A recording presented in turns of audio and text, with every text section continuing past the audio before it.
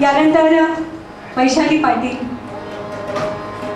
पाटील आपल्यासमोर सादर होत आहेत।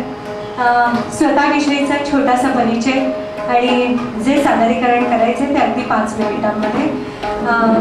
एक मला असं मनात येतं की लग्न होईपर्यंत आई वडिलांकडे सगळं कौतुक असतं, पण त्याच्यानंतर जी सकाळची वेळ असते ती रियाजासाठी गळा फुरफुरत असतो, पण त्याच वेळेला नवऱ्याला बाहेर जायचं असतं आणि भाजी चिरायची वेळ असते। भाजी चिरताना ती तालात चिरली जाते का, एवढंच। भाग्यवती वैशाली गणेश पाटील। मी लहान असतानाच माझ्या माहेरी गाण्याचं वातावरणच होतं, त्यामुळे माझ्या बाबांनी मला गाण्याच्या क्लाससाठी घालून दिलं। गाण्याचा क्लास माझा पनवेलमध्येच निवृत्तीबुवा चौधरी म्हणून यांच्याकडे शिक्षण सुरुवात झाली आणि त्यानंतर श्री गणेश जाईल यांच्याकडे 2 वर्ष शिकले। त्यानंतर आता रघुनाथ खंडाळकर यांच्याकडे मी गायनाचे धडे घेत आहे।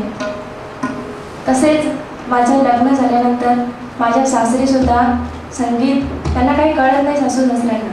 माझं एकत्र कुटुंब आहे, पण संगीताची खूप आवड आहे, त्यामुळे सकाळी रियाजासाठी मला वेळ दिला जातो। सासूबाई स्वतःहून सांगत असतात तू रियाज कर, मी सगळं सांभाळून देईन। माझ्या मुलांना वगैरे सगळं स्वतः सासूबाई सांभाळतात, त्यामुळे मला रियाजासाठी पूर्ण वेळ मिळतो।